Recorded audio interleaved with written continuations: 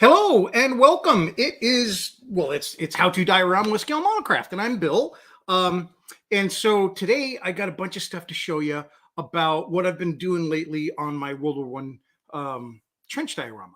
So this is something that I started, I don't know, like 14 weeks ago, 13, 14 weeks ago, and it's progressing really well. I'm at the stage where I'm doing like figures and stuff, and so I just want to talk to you about how I'm doing that. I got a couple of people dropping in. I love to say hello. So earlier, Paul said hello, and thanks very much for coming in, Paul. Here's Eric. Hello, Eric. And Eric says hello to everyone. Eric says, this is going to be fun. It's the perfect topic because I have some modification to do for some figures in the future. That's fantastic. Thank you very much. The thing is I've done this before, but there's a lot of different kinds of modifying. And kind of what I'm personally working up to is I want to make my own figures.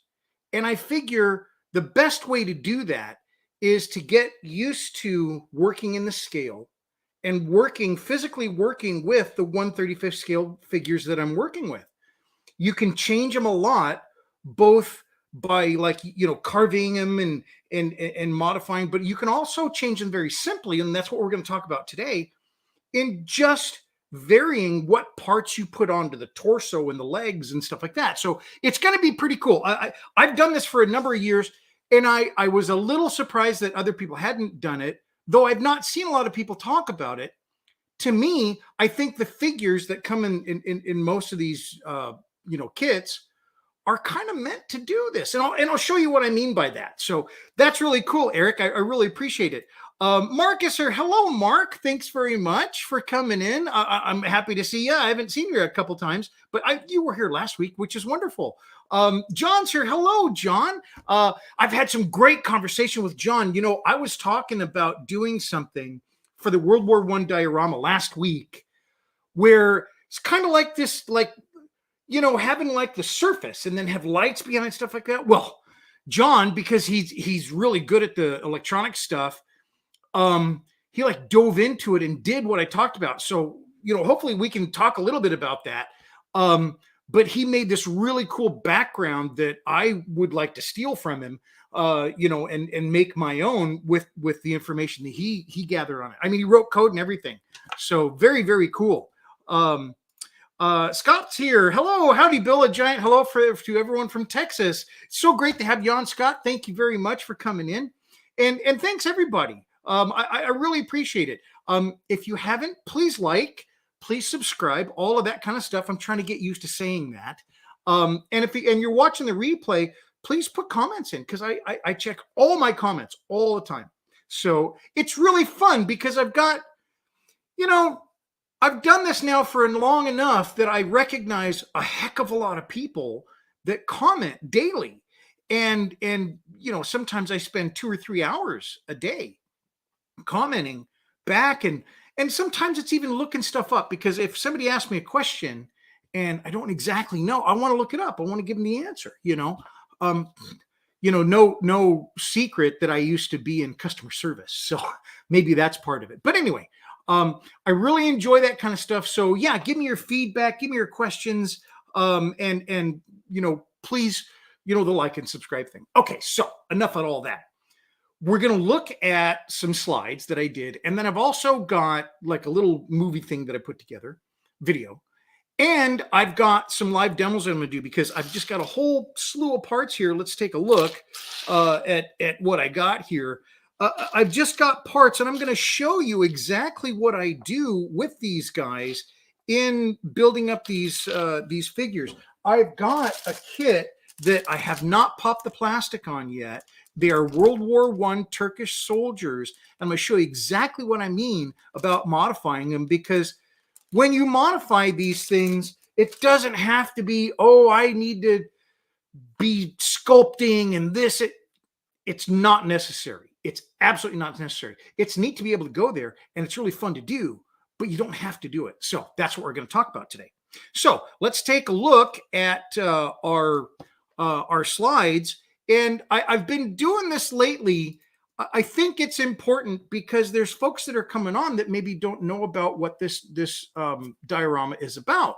So I'm building a diorama. I started in July, and I'm just calling it World War I Trench Diorama. I got 3 cool ideas last week for a name, from Eric, from John, and then another gentleman online. I'm sorry, I don't know who it was. It might have been Sleazen. And so I haven't got the name yet, but I do want those suggestions from you.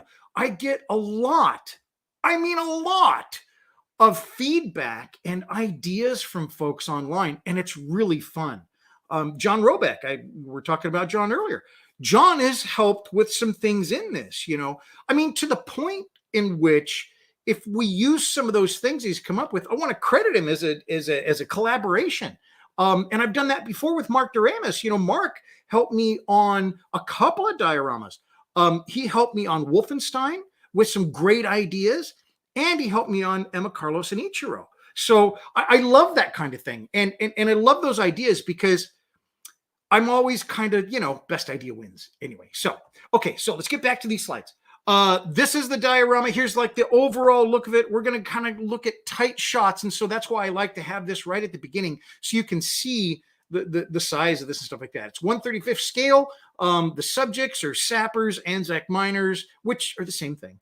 But they have English sappers. But I specifically wanted to talk about Anzac miners and also the Livens large gallery flame projector. So this is the large gallery flame projector. It was 56 feet long. It was buried underground. It was basically a massive flamethrower.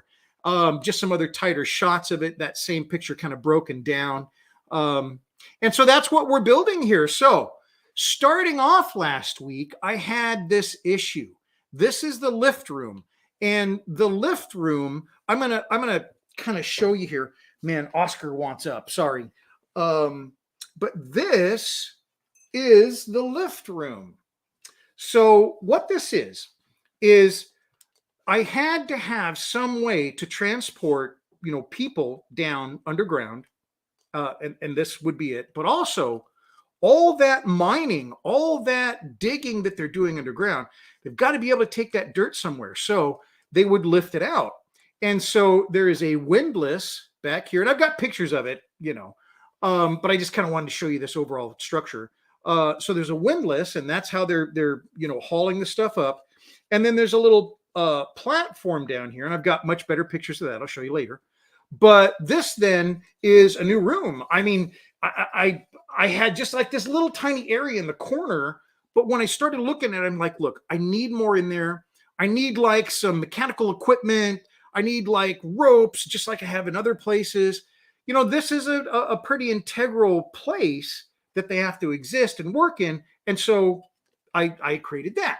So we're going to look at that. We're going to look at the lighting. I've already got 4 lights in there, and I'll show you how I did the lighting and things like that. But yeah, I think that was a lot of fun because it was just initially this corner. And so I dug this corner out. The only thing that was in there is this little platform, as you can see on the bottom of this picture, and like the shaft, the long vertical shaft going downward. Real quickly, I've got a question. Eric says, can you talk to the brands you use and the difficulty and ease of working with each brand? Absolutely. I've got, and by brand, I believe you mean the figures, because I've got a couple of kits that I really like. And then I've got one, man, and I can't remember exactly who made it, but it's a figure kit that they don't really want you to change them around. They've done it. They've kind of made everything so it interlocks. Makes for a good figure, with their design, great, but it makes it a little bit difficult to modify. So I'll show you the ones that are good. For me, it's ICM and Tamiya. Those are great kits, and I'll show you what I mean, when we get there. But yeah, great question, Eric, and great comment. Thank you very much. So back to this real quick. After I dug that out, I started constructing this wall. Now, I've talked about this a lot. Constructing these little walls is something that for me comes pretty intuitively. And I think that it's something that anybody can do. It's only balsa wood and basswood. I kind of, you know, I take it and I use the solution that I have. It's made out of vinegar and steel wool, and that kind of dyes the wood because it's really bright and white in color. That's really cool in some instances because, like, when I do a crate for an ammo crate, the outside of an ammo crate is typically painted, but the inside is not, and they're pine. So the inside of an ammo crate is really, really bright white, almost. It's like a light color, but the outside's painted, and that's a really nice contrast to have. So anyway, I just want to mention that. In different instances, you want to use a solution or not, but I use the solution. I get this really nice patina on the wood. It's also varied. I don't want it to look like just, you can buy wall material. You can buy wall material in some of the stores that, it looks like lath or it looks like shiplap or whatever. I've got some and it works great. I don't think it looks as good as this. I think making your own walls makes it a lot easier. And it's just as simple as I use super glue. I just line them up, put them together, and super glue it. It's so simple. I haven't done like building wooden stuff like that for a long time. I can certainly do it if somebody has a request for that. Okay, so I just then, it is fitted, it is sculpted to be, in this, and so I'm using as much room as I can. The walls of this thing are pretty, all the way around it, but then the walls, what I'm trying to show you, I got to go forward. Sorry, did it? I'm not going to show it. I'm just going to go back here. That I took the walls down, so they're like a quarter of an inch thick. That's the picture I wanted to show. Sorry about that. The thickness of them, I thought was a little bit immaterial. I think it was more important to show the structure. So yeah, I fudged a little bit there. So really thin walls. Finished building it out. Here's just top down without the trench over it. So that's all that room in there. I need to go ahead and fill out. I built the outside structure. This corner is going to be covered by the facade that I put over the entire diorama. I like to put a facade around my dioramas to kind of clean up the outside. So that'll be covered, but you'll be able to see in. So that's why there's wood there. Here's a top-down view after I got everything in there, to include some lighting. Those are the wires that you see. I've still got to hide those wires. I haven't done that yet.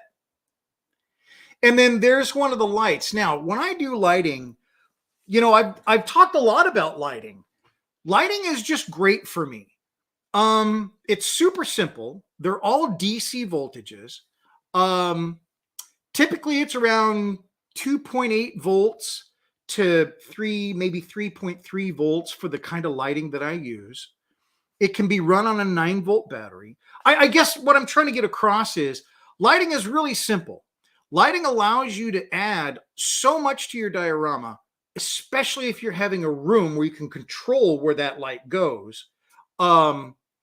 It's really a benefit. If you've not stepped off into it, because I've had lots of folks comment to me, look, I haven't really gone down that road because I'm a little bit intimidated by it. I was as well. Abs 100 Lutely. I was totally like, man, I can't do that. I don't know electronics and stuff like that. There are wonderful videos online. It is a very simple process. It's low voltage, so it's very easy to control. And after a few years, and look, you think, oh, I don't want to take a couple of years to learn something. Honestly, it goes very quick because you're doing something you love. If you haven't done lighting, and if you have questions, number one, I'll help you. But number two, you really should try it or think really heavily about it. You can do so much with lighting, and there's so much great lighting LED stuff available out there that I think you'd really enjoy it. So enough of me just going off about lighting. So I've got my lighting in there. I had to put a little bit more than I thought. It's kind of hard to see in this shot, but there are 2 lights shooting straight down the shaft, and I'm trying to get light to go down that shaft. Well, it's working, it is going down the shaft, but I don't have enough going down the shaft. So I got to come back and do some like mid shaft. The other lighting that I did was I took the lanterns that I created previously and I put those throughout the trenches. So at different points in the trench, I put this stuff in. Now, a little bit later on, I'm going to show you this specific light because as I was building the trench, I was kind of putting in some things that, like, there's a piece of board there. It's kind of hard to see. It's really tiny, but it'll be better in the little video I show you later. And it sticks out. Well, then I put a little hook underneath it, and then I hung a light from it. And it's that kind of thing that I'm hoping really brings a little bit of reality or realism to the diorama. Because, you know, what we're trying to do, or at least what I'm trying to do, is trying to get as real as possible. I'm not there yet. Each diorama, I'm just getting a little bit closer. And I think that's what you got to think of. I think if you're doing your diorama, you don't get like as real as you want the first time. That's okay. I mean, you're learning. You're that's what I'm doing. And I'm at the point now that I'm really starting to think that I'm getting a little closer and closer every single time. Well, little things like if there's a board sticking out the side of the trench and a private, I kind of think in those terms, right? I'm a private in the military and I'm told you need to hang that lamp. Well, that's where you're going to go. So I don't necessarily have to build something specific for it. I'm just trying to utilize the environment that I'm in to do something with some of the decoration that I'm doing. And by decoration or detail, I mean the light. But I think of it in terms of the person that's actually physically having to do that task in situation and how they would do it. Because if there was a board sticking out there and it's sturdy, he's going to stick a hook in it, or he's just going to hook the lamp over it. So that's what I mean by trying to, you know, get a little bit more realistic. If everything was built out, which I've done before, if everything was built out perfect and everything like, well, that's okay, right? And that's fine. But I think in the situations that I'm trying to show, there was a lot more going on. Number one, these trenches have been destroyed and repaired and destroyed and repaired, right? And that's the kind of realism and the kind of look that I'm trying to get back to. Because if I build everything pretty, well, it's really pretty, but is it realistic? So anyway, I don't want to keep going on and on about that, but I think that's an important thing to note. I do the lights, and then I want to look down the long or the length of the trench to see how the light reacts. Now I'm doing it in light here, but I also did it in the dark. I didn't want to show you because it's just, you can't see anything. But I want to kind of see how they react, how the lights shine, and what shadows are produced. Here, I need some more. Then I move to this. So now this is the windlass. I love scratch building. That's probably something I haven't mentioned enough lately, but maybe you can just figure it out. Everything's scratch built. You know, I scratch build everything. The figures aren't scratch built, but I'm, you know, modifying them, stuff like that. But I really, really enjoy building, and I really like scratch building. That's kind of my thing. When I think about what I'm going to build or whatever, I'm thinking about scratch building. And as I get an idea, I don't say, man, I got to go find that design and print it, because though I think 3D printing is fine, it's just not something that I enjoy doing. And so I'd much rather scratch build it. So scratch building this, I just started with a dowel. So this in like furniture making or something like that, you can do a dowel joint where you screw a hole in one side and screw a hole on the other side, and then you put this between them and you put them together with some glue in it, and it holds it together. Well, it also made a pretty good hub for the center of that windlass. So that's what I used. I put some wood on the side of it. Everything else is styrene. And then by going through and then just detailing it out a little bit, that's like a gear from Michael's, the craft store. It's like supposed to be for a necklace or something like that. Some bent brass. And then I really like adding bolts. So I use the Meng bolts. I've got them right here. Hi, Oscar. The Meng bolts are fantastic. If you haven't used these, I didn't know about them, heck, 5 years ago.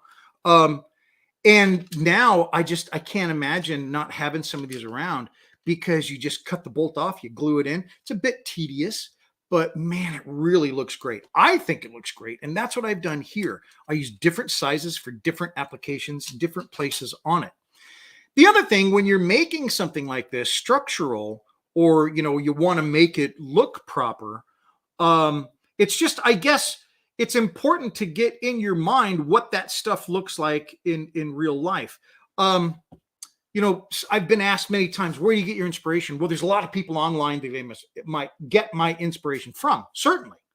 But the other thing that's inspiring is like when you do your research and you're looking for pictures, the kind of things that you want to build. If I go look up windlass, I can find something maybe similar to this, but it's not necessary if I understand structurally how I would build something of this nature, right? So when you're doing your research, don't necessarily just search that thing, research things around it, lifting body, steel structure, girder beam, construction, that kind of thing. Look up Victorian, steampunk is got some fun stuff in it. That kind of thing, I think, helps round out the ideas. And then you're not necessarily just copying something, you're creating something with the idea or the intention that it looks like this or like that. Does that make sense? I hope it does. That's what I'm trying to say. I've got a question here, or a comment from Mark. Just stock plastic model primer on the windlass? Yes. Nothing fancy like primer for metal? No. I use Tamiya, and I think it great. It works great. I just primed the whole thing, and that's Mark's question. What did I prime it with? And I just used Tamiya primer. That's it. I like Tamiya primer. I've used the large, like Krylon or whatever, the big rattle can primers and stuff like that. And everything wants to be like heavy duty and stuff like that. I don't want that much coming out, frankly. When I use those big rattle cans, just gobs of paint or primer comes out, and it's just too much. I don't want that much. So I really like the Tamiya. It seems very thin when it dries, and I don't lose detail. That's why I like it. It's super expensive. It's that little can of Tamiya. I got one down here somewhere. I don't know. Heck. Oh, here it is. This Tamiya surface primer right here, I want to say it's like $6 or $8, maybe more. When I last looked, it was pretty much the same as a large can. I'm always looking at expenses because I buy so much stuff. I got to be really careful about what I use. But when I want a good primer that's nice and thin that I can consistently, I get great coating with, I'm going to spend a little bit more for that. Okay. And I hope that answered your question. Hey, Neil is here. Hello, Bill. Or hello, Bill. He's saying to me, but hello, Neil. And thanks very much for coming on, Neil. That's really cool. So anyway, I'm going to get back to these real quick and see. So that is just primed. And then I just did a little, dry brushing on it. I'm sorry I didn't get the whole painting thing because I did spend some time on this because I really did want it to look nice. And I think it came out great. But I didn't show you. So I'll come back to it. I've got some other pictures of it. This then is what is suspended, again, just out of regular standard styrene. This is suspended then at the end of the rope that the windlass is connected to. I painted that. It's just supposed to be a metal brace. And then that connects to this, which hangs below it. And then this is the actual platform.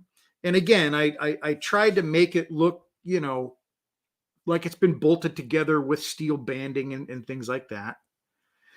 And then I put chains on this. And then that's the final, I did paint the thing, of course, but that's the final lift structure. I didn't necessarily plan on the bottom being a little bit smaller. It is, But then I looked up some reference material, and it's actually appropriate because it helped feed down the shaft. They didn't have anything. Sometimes they had like a rope on the bottom of the platform to help guide it down. Somebody below would kind of guide it down. But typically, this is what they look like. So yeah, good deal. This is a pulley. I needed a pulley, and it doesn't look like a lot, but this is what it looks like. There, you can kind of see it in the top of the picture there.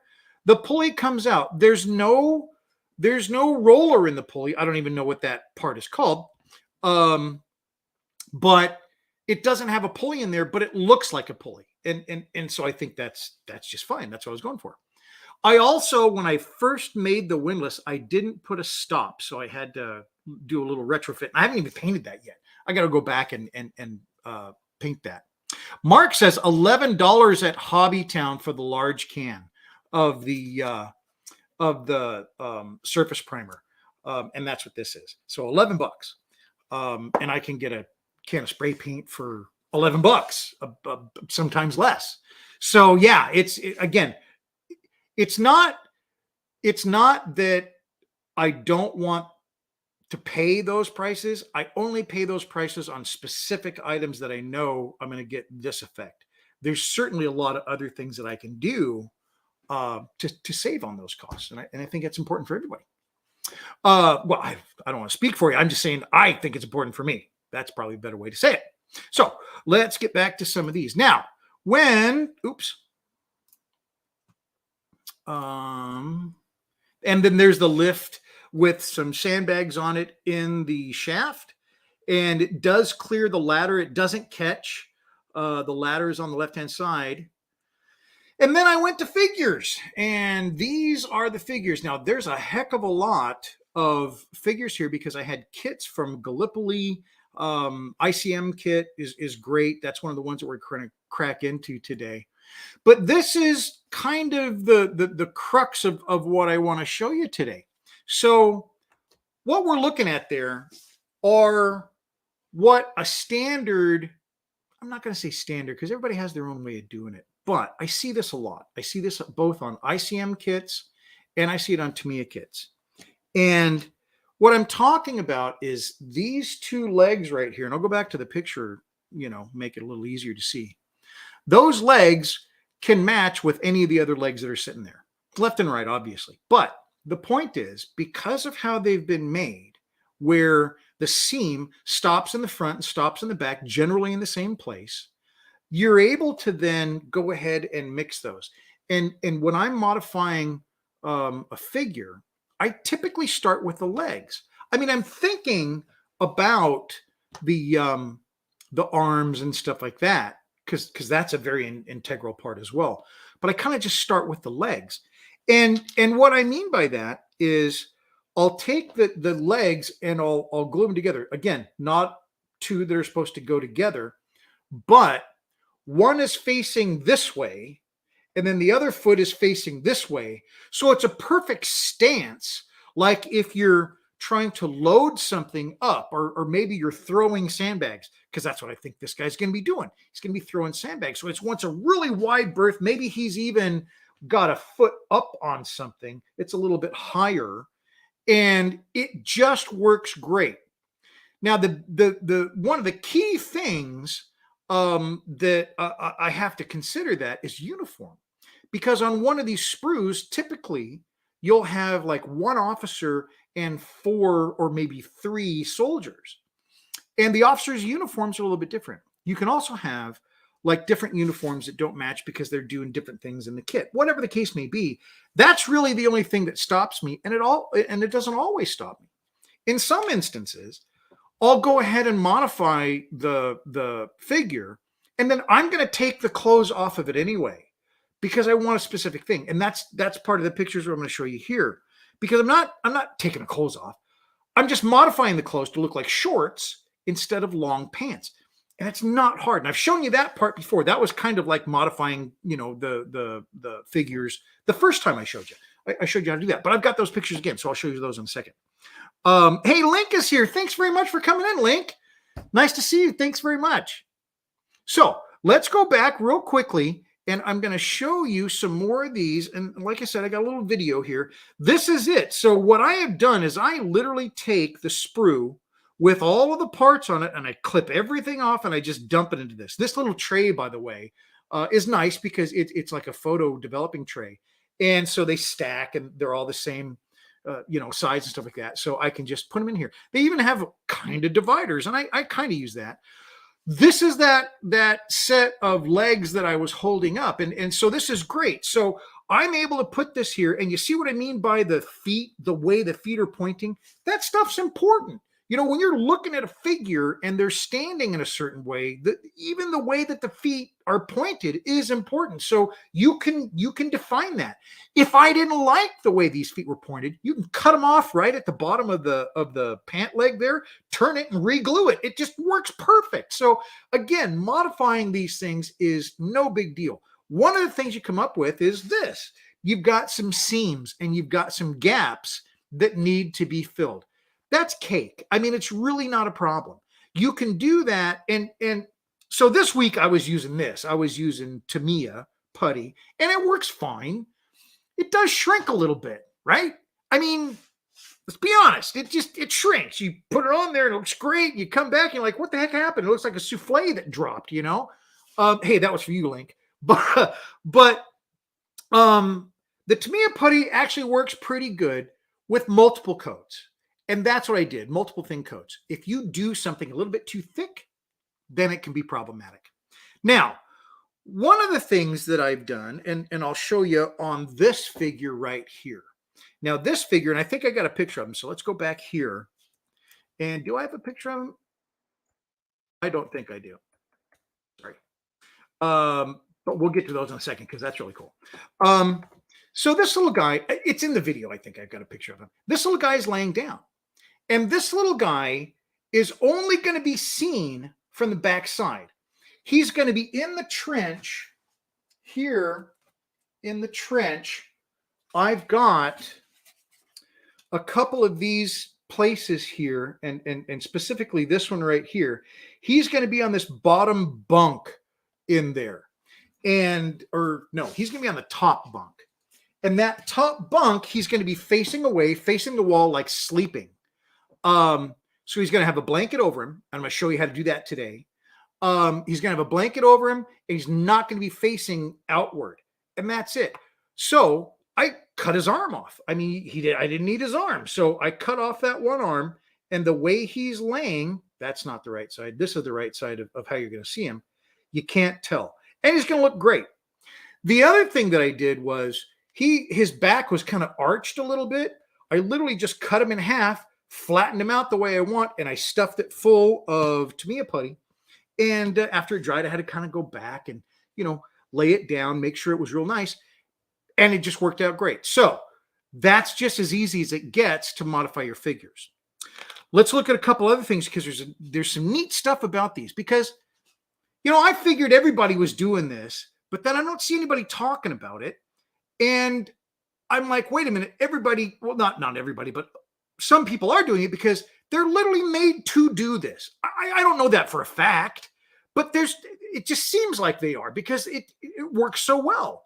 How they line up and the uniform, everything. So there's just a couple things you have to watch. And so let's take a look at that. On this next picture, these are torsos. And they're actually from a couple different kits. But there's a very specific thing about these, and it's kind of hard to see here. Maybe you can see it a little bit better in this picture. But I want you to look at the neck on the left guy, all the way on the left-hand guy. See, it's kind of back. And then go all the way to the right, and you see the neck on the last guy on the right. It's kind of forward. Well, that's what I'm trying to show you here. Each of these, and I've lined them up in progressive order, are going from leaning backwards to leaning forwards. And some of them I just didn't have one because I used it. Some of them are quite extreme. And by extreme, what I mean is if you've got a figure, this is a very little torso, so it's really stupid, that I'm trying to show you this and you can't see anything. But basically what I'm saying is at the waist, they just cut it off really, really at a hard angle. And that is a guy that's leaning forward. Well, that is what I used for this guy. And I've got a closer picture that's coming up. But this guy right here, I need someone sitting. You know, one of the things that I'm trying to simulate in the World War I diorama underground, and it's right back here, by the way. Down here at the bottom of the vertical mine shaft, there's one tunnel going straight back. That tunnel is going to be a listening position. Now, when I was in the Army, they called it an OP, an observation point. But in World War I, you're in a tunnel, you're underground 30 feet, because that's 30 feet in actual, in scale, I guess. And they're there and they're using a geophone and they're just literally hunkered down at the end of this tunnel and they're listening. Now, I'm taking a lot from movies I've seen, online stuff that I've read, Wikipedia, I mean, all kinds of stuff, you know, that I'm looking at. I've got a lot of books and stuff about that. But this particular scene is coming right from Beneath Hill 60, the movie about World War I. I thought it was a wonderful movie. Eric has seen it. A couple of other folks here, I think I've seen it too. I really enjoyed it and gave me a lot of inspiration for this particular diorama.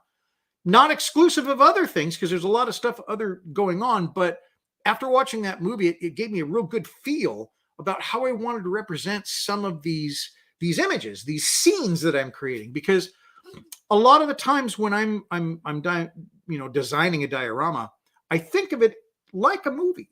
I love movies and I love the special features from movies. And so I literally think of it in terms of putting a scene together with actors and lighting and the whole thing that you want to represent a message or a storyline or whatever. So I think of it in those terms. Well, these guys are perfect for that. And I was only able to do it because I'm not going to get a guy in a kit. Maybe I could find it 3D printed, you know, fair point. Somebody's really good at 3D CAD and all that kind of stuff. And they've made an STL and you can buy that STL. But I'm thinking this, and you'll see it a little bit later on, a little bit tighter picture. This thing looks fantastic just the way it is. And he's got his head up here. So he's holding on to the speaker. And he's got another arm up where he's holding the geophone, the mic, next to the wall. I mean, that's right out of the movie. That's what they did. But it's also a real thing. It's not just something they made up for the movie. This is something that they did. They invented the geophone to be able to listen underground to hear the German troops that were coming toward the British lines. And certainly the Germans had the same thing. The Germans were listening for the British and the French and, you know, the Allies, digging toward the German lines. So it was a very active thing. And I can just make my own figures and it's wonderful. And they look great. So the last thing I wanted to show you before we go to a little video thing is this guy. And this guy is going to be like in a sling. And I'm going to show you how to do that. I'm not going to show you how. I could tell you about it, but I'd have to carve this. I'm not going to carve, but I'm going to put this guy in a sling and I'll just show you how to do that in our little demo. Okay, so I got a little video coming up. And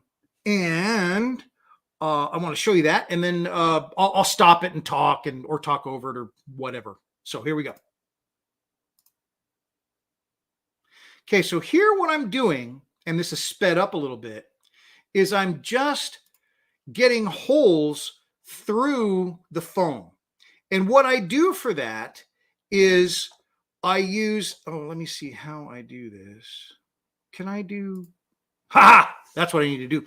So all I use is a piece of stainless steel wire. And I think I've spoken about that before. Of course, I can't find it now, but it's a piece of stainless steel wire. I just heat it up. That's what you saw me doing at the beginning of the video. And I just push it right through. It works great. It's for short little passages through. And that hot wire going through there, I almost said cauterizes, but it basically seals the inside of that. So you don't have a rough edge. There was some stuff that I did where I used my Dremel or my Fordham to go ahead and dig out some stuff underneath here. And that gives a much different surface.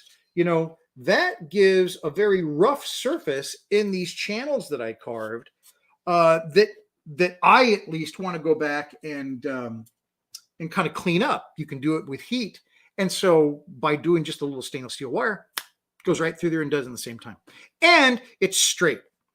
Hey, Go For It Painting is here. Hello. Thanks very much for coming on, and hit that like button. Thanks very much. I really appreciate that. Go For It Painting. So let's take a look at this again. Nope, not that. Sorry. See, I'm going the wrong way. I need to do this. So here's our video. Let's keep going here. Here, when I was talking earlier about hanging a little light from a piece of wood, that's what I'm doing here.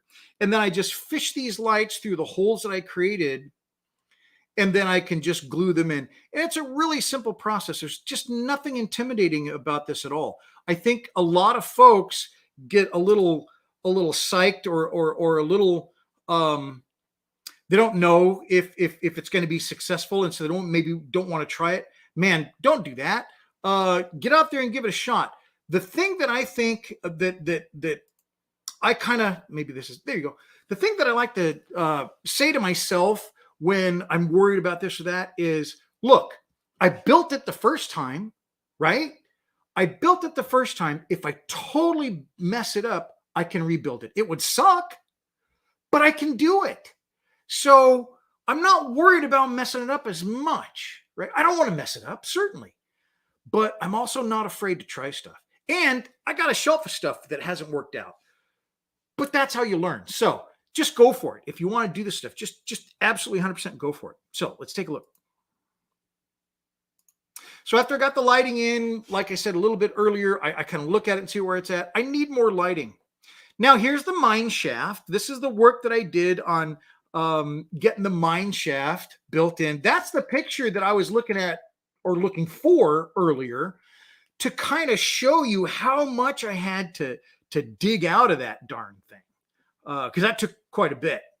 And you can see how thin those walls are now. There's me building the wall, putting it in. These are almost the same darn slides I showed you before. Sorry about that. This I really like because there was a point where, I wanted to be able to have access to look inside here, and I'm trying to figure out how much room I'm going to need. And what I'm trying to get at here is when I'm doing these things, I'm always kind of thinking, where's the person going to be looking, right? That's the thing about, these kind of box dioramas or these enclosed rooms with lighting and stuff like that. You can control their view. Well, when you start to understand that and start to work with it, then you start designing around that. And you're saying, look, I wanted to see this, specifically this. And so you design it that way. And then you put things in line so that when they are looking in that direction, there's a specific thing that they see. It's really kind of cool. And it's a lot of fun. But you got to keep looking at it while you're doing all your work.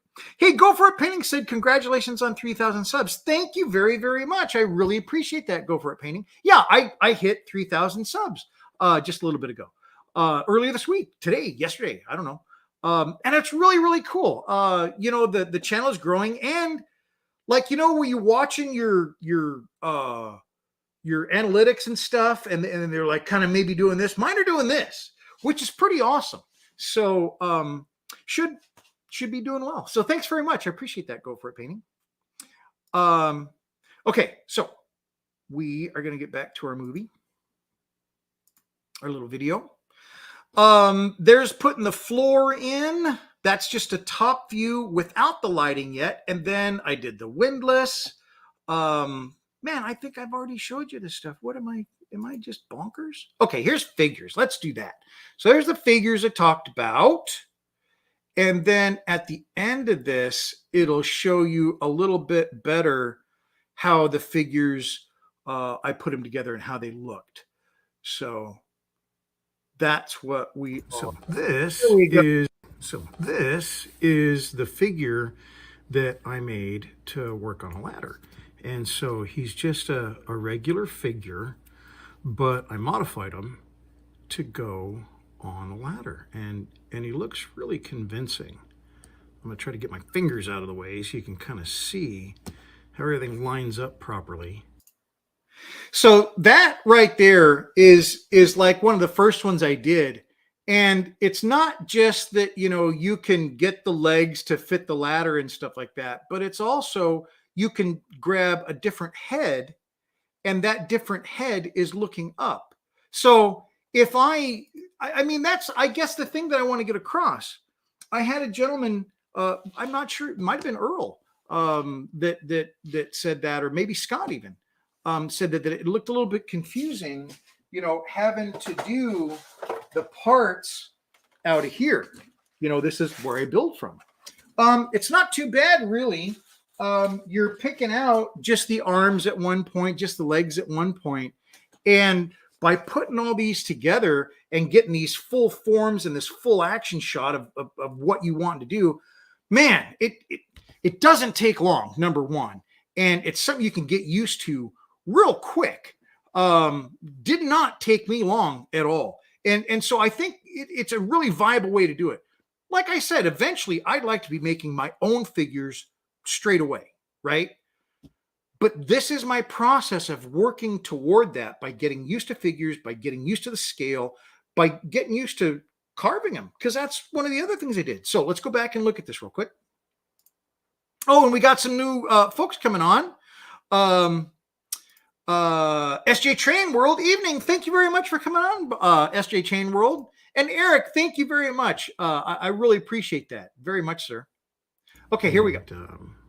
Yeah, I'm really happy with that. So the other guy I did was this. So this was a guy in like a you know, this laying down. Well, I just need this view of him. I'm going to have him sleeping. And so I literally cut his arm off. His arm's not going to be there. You're not going to see it because he's laying on his side. His back's going to be toward you. The other thing is here, I modified along his back. So that's been filled in and a little bit of sanding and sculpting just so it, you know, looks like his jacket. But he's going to have a blanket over him. So that's one of the guys. These two guys were not sitting. You know, these guys. Now, I just keep saying these guys were not sitting. So I'm just going to skip. But these are the guys that I put together that are going to be on the geophone. And they've got incredibly natural poses, again, that were not in the original design. The guy on the left, he's like got his legs folded over and the arm is propping him there. Those are not the original design, but it looks great. And I was just able to do this just by mixing stuff up. Oh, and hello, Rick. Thank you very much for coming on by, sir. Go for it, Ping. Hey, Rick Lawler at Propaganda. Thanks very much for coming on. That's really cool. Okay, let's keep going. And I modified them to look like they're sitting, and they're going to be sitting at the end of a tunnel, and they're going to be listening at a listening post. That's something that they had in World War I, and they used a geophone to listen for other tunnels being dug. So these are two British sentries, basically. So these are started out as two Anzac drivers, and I'm going to be making them playing cards. And this guy's reaching into his sleeve to get a card. This guy's reaching under the table to get a card out of his pant leg. So they're both cheating at cards, and they're best friends, and I just love that little scene, these guys playing cards. That's really fun to me. These other guys, you know, these are just regular figures. Pretty much, I did change arms, so they're pretty much the same as they were designed, but I'm going to be having this guy leaning up against a bedpost or something like that, and he's going to have a pickaxe or a shovel in that hand. And the same for these guys. This guy has got a pretty good action pose. He's moving, and he's a little bit stooped over. They also wore these in two instances where they had this little cloth back here. They had they had them in the desert, sure, you know, in Gallipoli and all that kind of stuff. But they also used it when they were digging. They had these so you didn't get dirt down their backs, down their shirts. So that's one guy. Here is a guy. This is a German soldier from World War II. So, but what I'm going to do, and he was standing and his arm was out. Well, what I'm going to do is I'm going to put his arm in a sling. I'm going to take this leg here, this high leg. It's going to be like up on a pillow. And I'm going to carve it so it looks like it's bandaged. So I'll carve this so it looks like it's bandaged. And I'll take his hat off and all that kind of stuff. And he'll look like, you know, a guy that's been busted up and recovering. These guys you've seen before. I modified these guys. Certainly he's going to be offloading or putting sandbags on a little roller cart. He used to have long pants, and of course I gave him shorts because a lot of the Australian guys have shorts on. Here is the digger guy. He is called the kicker, actually, and he also had like socks on and stuff like that. I stripped these guys down to shirts and shorts because I want the tunnel face to be super hot. And so these need to be painted. Obviously, I've just got base coats on them, but then I'll go in for the painting. So I've got 15 guys so far. I think they look pretty good. I've got a long ways to go, but that's pretty awesome. Okay, so that was it, the video. What I want to show you now is the last little thing that I was talking about there is where I modified those characters or those figures. I think of them as characters because of the movie scene thing, literally. But I just modified their pants to look like they were shorts. And that's maybe one of the simplest things that you can do. Again, it's not difficult. So let's look at the pictures real quick. This is the one guy that I have at the end of the tunnel, and he is holding a light, and he's helping the kicker dig the tunnel face. The legs and the pants and the shirt I just didn't want that because I'm supposed to have these guys in shorts. So all I did was I took my Dremel and then I just started with like the end of the pants, the seam. And then once I had that cut, then I kind of just willed everything away and smoothed everything. Once I had everything smoothed where the pants were and kind of down to the leg, then I started doing details on the leg itself. And also the arm. You can see the arm used to have like a full sleeve, and I just cut that back. So they don't look perfect, but I think they look pretty good. The other thing is hands. You know, getting a different hand, getting a different appendage. Like I said earlier, you could do it with a foot. Here, I used a hand. Hands are hard because of the wrist to keep going. So that is actually quite a small piece of brass. So you just pre-drill it, do the same thing with the arm and then stick it on. This guy also had full sleeves on, and just by whittling that back with your Dremel, you can get them to look like shorts. The last thing here is, this is my blockhead. Okay, so a few times I even tried it this time to get a head on top of these guys' heads.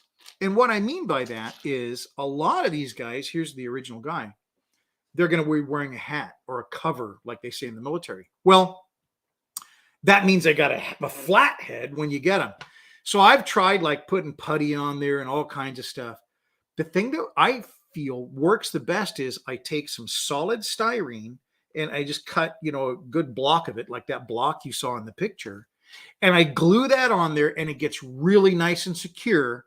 And then I can go back with my Dremel or even my hobby knife and then whittle it back and make it look like a skull. It's a much better way to do it. I have fought and fought and fought with, the Tamiya putty and this is the acrylic putty from Vallejo. And they work for filler, wonderfully. But when you're trying to do something kind of structural, like the top of a head, you know, it moves and it shrinks and it just didn't work. And this stuff didn't really grip well enough. The acrylic Vallejo stuff, it didn't really grip well enough to modify it after it had dried. I went to mine and it just popped right off, and I roughed the surface too. So by gluing just a block right on top of the head, just like I did in this picture, and then carving it back, that's my solution. And it works great. You can even put hair in. I haven't done that yet. I'm going to paint the hair on, but you can kind of do like a part and stuff. I'm just starting on that kind of stuff. It's not easy, and I'll get there. But yeah, that is my best way of doing that. Okay, so I think that's pretty much my pictures. And so what I'd like to do now is do the top down and just show you how to physically do some of this stuff. And I also want to talk about this. I don't want to forget, because this is a little vise that I use when I paint. I sometimes use it when I'm building my figures, but when I'm painting figures, this is what I use. Now, this is for fly tying, for fly fishing, like if you're going to fly a tie. And so the cool thing about this vise is I can loosen this here. This is what kind of tightens it up, right? Because there's a little split jaw right there. It's adjustable. And so I can put my figure right in there. I can throw down that little clamp. See, I'm holding it and it's just not as fun to do when you're holding it. There you go. So now I've got my figure clamped in there. And because I've got this little knob on the side, I can also spin it to turn it. I can move it up and down like that. I can raise it and lower it, and it clamps on the front of my model desk. It's flipping great. So I just put that right here in front of me. And the great thing about it is, you can't really see this very well, but the great thing about it is it's right in front of me. And it's also a great steady rest for my hands. You get a little older, it's a little hard to keep that real tight painting when you're painting faces, when you're painting figures and stuff like that. Well, this vise will hold the figure, allows you to manipulate it, move it, take it in, take it out real easy because of this little close, the way it closes. And it's a great way to rest your hand. When I'm doing it, like I'm grabbing the base of it, and I'll take it off here so you can see what I'm talking about. I'm kind of grabbing the base of it like this. I'm holding it like that. And then my other hand is right here and I'm painting. Man, it just works great. So if you're interested in that, this is called a fly tying vise, and it's for fly fishing. This one's a little bit fancy, not super fancy, because they've got them over $100. This one I probably paid $30 for, and I think it was nice. I've gotten other ones because I've had a couple. It's $20. So very inexpensive, very usable, and something you can put on and off your desk real quick. It's not going to make a big difference. Or it's not going to be difficult to get it and use it and then put it away real quick. So anyway, that's what I use when I'm painting. But I'm going to go to the top down, and I'm going to show you how I put together some of these figures. And I'm going to do that with this kit. Now, one of the things that Eric asked earlier was what kits are good, maybe what not. I already said ICM. I like ICM quite a bit. The ICM kits this is an ICM kit, and Tamiya have that similarity where the legs have this kind of a look to them. So let's go to the top down and see what these look like. So like I said, I'm just busting plastic on this one. I usually cut, but I'm trying to be a little bit more gentle with it. And I'm not going to take everything out. I just want to kind of show you the layout of these. Now, so your kit's going to come with this first sprue, and that's going to be like all your equipment and stuff like that, and weapons, stuff like that, helmets, things that are accessories. Then this is going to have the figures. And, you know, when you look at this, the instructions are pretty loosey-goosey. I'm going to turn this around so you can see it a little bit better. The instructions are like this. So you've got to kind of got in here and figure out how to put these guys together. Well, I think that's probably where I got the idea of heck, I'm just going to put them together the way I want, because trying to follow those little guides is not always that easy. Because look at this. Here I've got 4 of these legs that, you know, it's split right down the middle. And then I've got these 4 legs. If I want to put 2 of them together, obviously I just clip them out. But if let's say what my goal was to try to get a guy going up an incline. So that's kind of what I'm looking at. I want to see a guy going up an incline, and I've got to find a left and a right. So I'm going to say this is my back leg, right? So if I'm going up an incline, I'm going to be going up with my left leg, and this is my right leg at the bottom. Okay. So now I'm looking for a left leg that looks like it's, you know, reaching to get up on something. This one looks like it. Now, could those have been from the original kit to go together? Sure, maybe, but not necessarily. So there, you see what I'm doing? I just grab those 2, put them together, and now it looks like a guy going up an incline. And I need a figure like this because I need some figures going up. And can you see that? Sorry. I need some figures going up some stairs, climbing ladders, and things like that. So I just put them together like that. Then I've just got the rest of these available. I mean, it's just that simple. Here's a really good example of what I said previously, where you're going to have some torsos that lean forward and some torsos that lean back. And I'm going to take the 2 extremes and show you a little bit, because it's just a better way to see it. So this one is leaning back. And so you can just look here at this, the angle is backwards. And so he's leaning backwards a little bit. Okay. This one, the angle is reversed, and it's going this direction. So he's leaning forward. Okay. So when you look at him, and it's kind of hard to see, but when you look at them, that guy's leaning forward, that one's leaning back. So if I'm doing an action where I'm reaching up, I want the guy that's leaning back, right? Because I'm reaching up, I'm going to lean back. If I'm reaching downward or maybe looking downward, I'm going to have the guy leaning forward. The other thing, just like our guys that are at the end of the tunnel here, if I'm going to have someone sitting on the ground, I really need somebody with that leaning forward because his knees are up. See that? So that's the same kind of torso that I use on this guy who's sitting, because he needs to be leaning forward on the legs. Okay? So the other thing I said I wanted to show you was how to quickly modify this guy, and just basically I'm going to put a tourniquet on him. Or not a tourniquet, but a sling on his arm, and it's not going to work that way. So I'm just going to have to do it on here. So now there's a couple of things that I use when I want to kind of do cloth, you know, fabric, whatever. The first thing is toilet paper, and it works great. There's nothing wrong with it. But I started using Kim wipes or Chem wipes or Kim Tech Chem wipes, whatever they're called. Hold on. I've got them over here. And, you know, I first got these because I use them for cleaning lenses for like my camera lenses and stuff like that.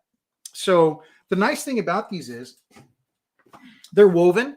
They're a little bit stronger than TP, which is just basically paper pulp that's, you know, put thin and blah, blah, blah. This is kind of a woven, probably produced the same way, but it's a little tougher. It doesn't have any embossing, and that's a big deal. If you have toilet paper or any kind of tissue that has embossing, that embossing can come through. This has none of it. And then the last thing I like about this is it is consistent and it doesn't have dust.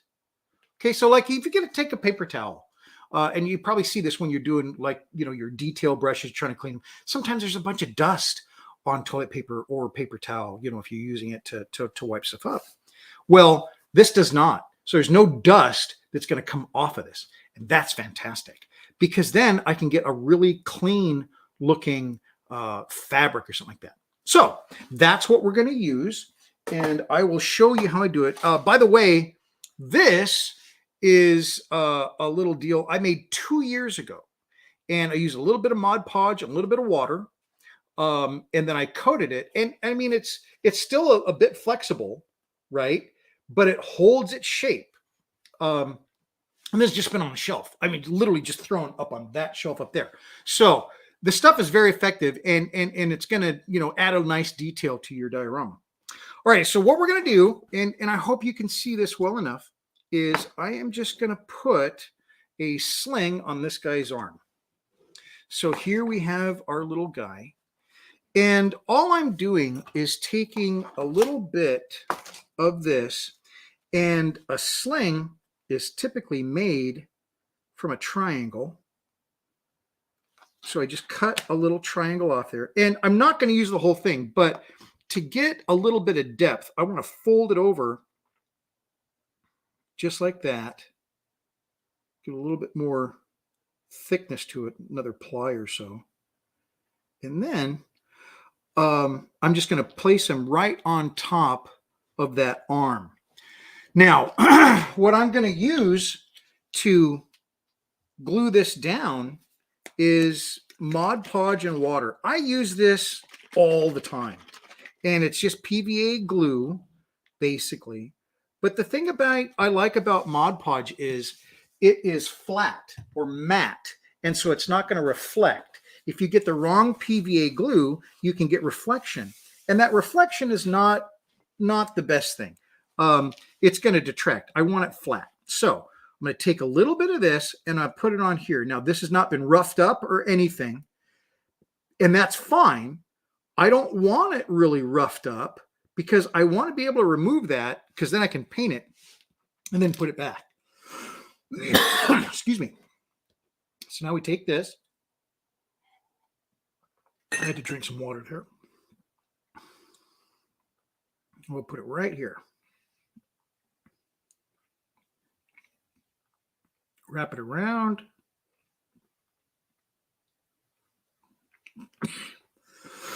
Excuse me.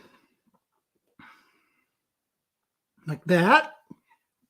Now just use water.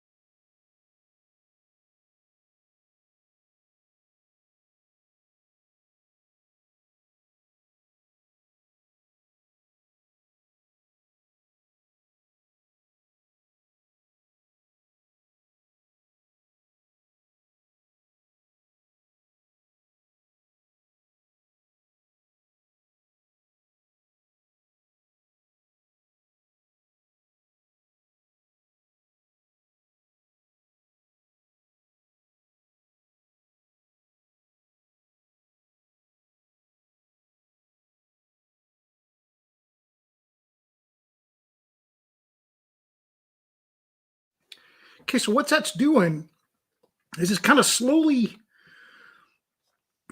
breaking it down.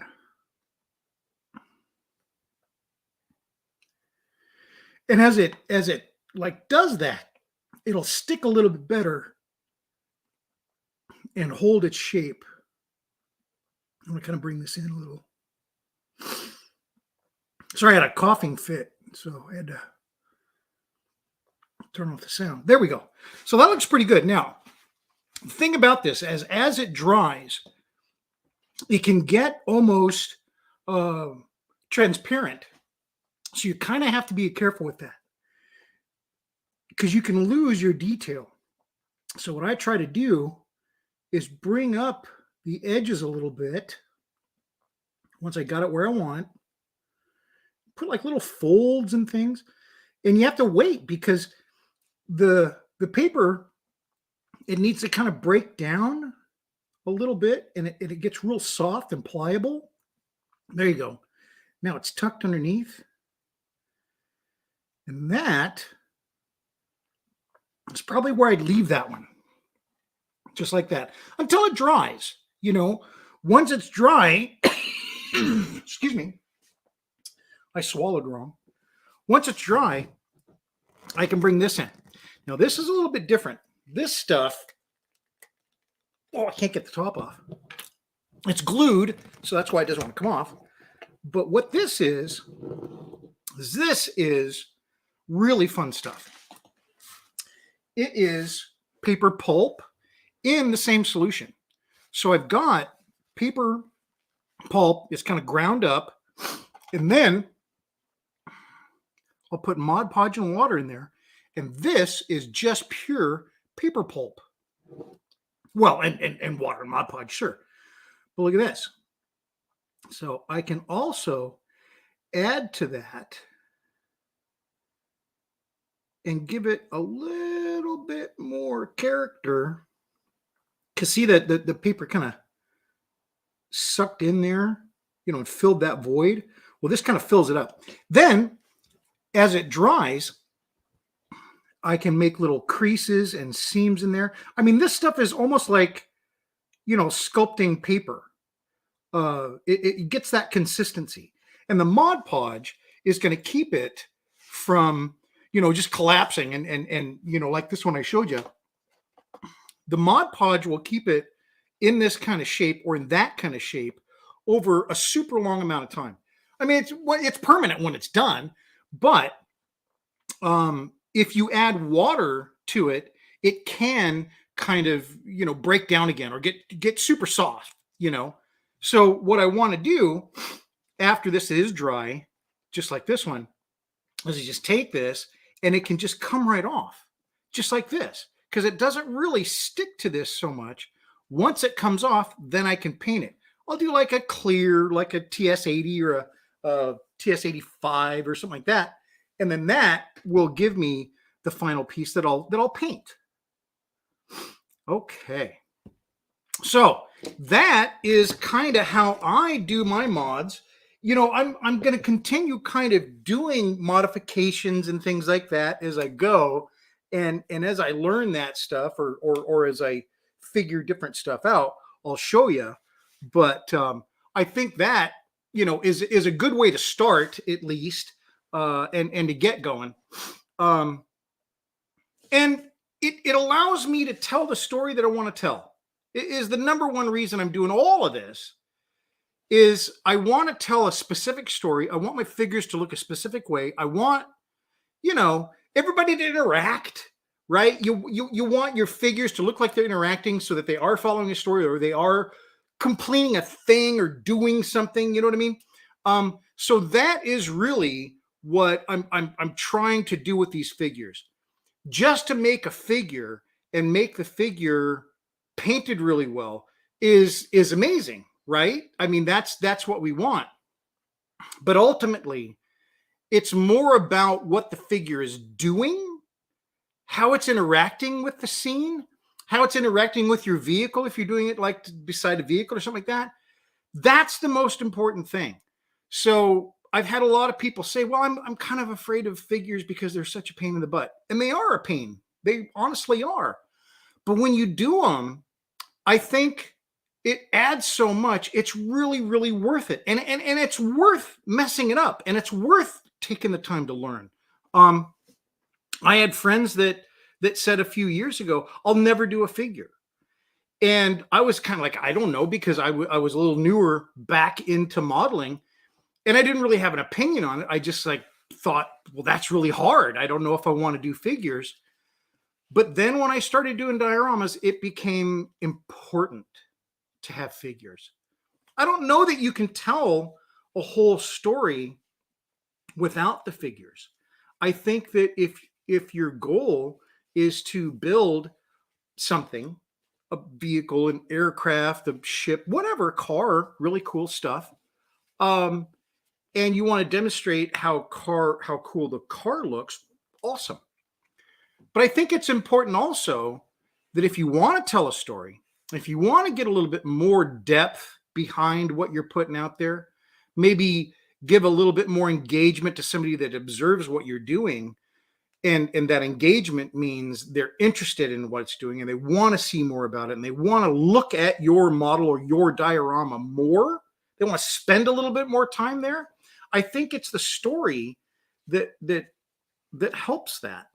Been to a few model shows, and a lot of times you see people walking by and just looking. They're just looking. They're browsing. It's like going through the candy aisle. It's like everything looks great, but they're just looking. But then they come to something that has a little display, a flat display, and there's a little bit more of a story there, and there's some figures, and you know what I mean? There's some trees, and people pause and they want to see that, and they want to look and see what you've done. Well, I think that's wonderful, because if they're looking at that, they're looking at your model, they're looking at your work, and you're communicating to them. You're telling them something that maybe they didn't know. So that's why I think figures are hugely important. I love dioramas for the fact that I can take an idea and I can play that whole idea out. I can say, this is the vehicle, excuse me, this is where it was, this is the period in time it was, these people were doing this. And in mine, I typically go to like a fantasy or something like that. But you can do that with figures and with a diorama and with thinking in terms of a story, So I got a comment here from Neil. Hi, Bill. Neil here. Oh, sorry. Nick was first. Nick says, hi, Bill. Watching all the way from England. I have been modeling for over 40 years and have been making figures this way for a while now. You get some really interactive and interesting poses. Exactly. And that's kind of what I was saying. I started doing this almost immediately when I started doing figures. And I figured everybody's doing it this way, but then I don't hear people talking about it. And then when I did talk to a few people about it, they're like, oh my gosh, why, So yeah, I believe they're designed to be able to be used this way. Quite honestly, because of how it's designed, because of, that whole, these legs and what they look like, it's split right up the middle. And so it is the way I think you should be doing your figures. And if you're only building on the box, I think you're limiting yourself because you can't get necessarily those poses that you need. So thanks very much, Nick. I think that's very cool. I agree 100%. Hi, Bill. Neil Maker here. I have never seen figures posted better than yours. Your positions really support the story and come alive. Most folks' figures just don't. Well, thanks very much, Neil. And that's exactly what I want you to be able to do too, is just use this technique and some similar techniques from other people too. This isn't a be all end all of it, but I think that it is a nice way that you can get your figures to really support the story. I mean, we know these different poses that our figures are in, right? We've seen them for years. Some of these kits are like 30 years old, right? So we know the figures poses, and to have it next to the vehicle and just about kind of doing what you want, you're like, you're trying to suspend people's belief a little bit. I don't think you need to, I guess is the point. It's easy enough to modify. It's easy enough to do that if you do this, I think you'll have much more interactive pieces. And thank you very much, Neil. Neil's seen quite a few of my things because he's in our model club. So thanks very much, Neil. I appreciate that. Okay. So I only had one coughing fit, this video. So that's good, I guess. Sorry. Very sorry about it. It's very embarrassing, but I have this coughing thing. But does anybody have any other questions? That's really all I got. But I do want to talk about my Patreon because I always forget this. I have some wonderful patrons that do follow me on my Patreon account. And I've had some folks lately ask me, boy, I'd love to see you do this stuff. Well, that's what we do on the Patreon account too. I love doing this every Friday, and we're going to continue this. But on my Patreon account, we also have the group builds that I have every Friday night.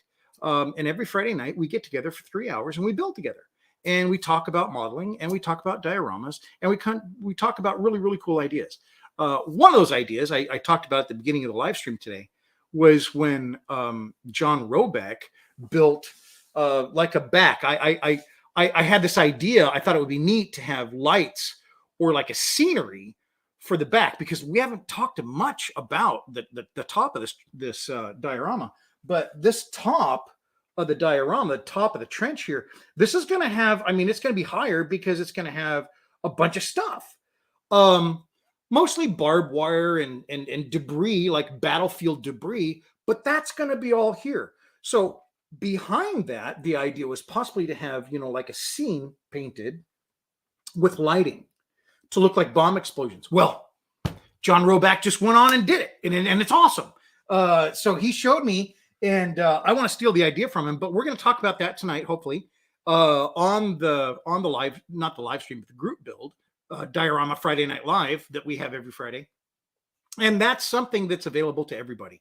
That's something that, if you're interested in that kind of thing and you'd like to do that, you can go to my Patreon, you can sign up for the Patreon, and there are different levels. There's 3 different levels, so very affordable.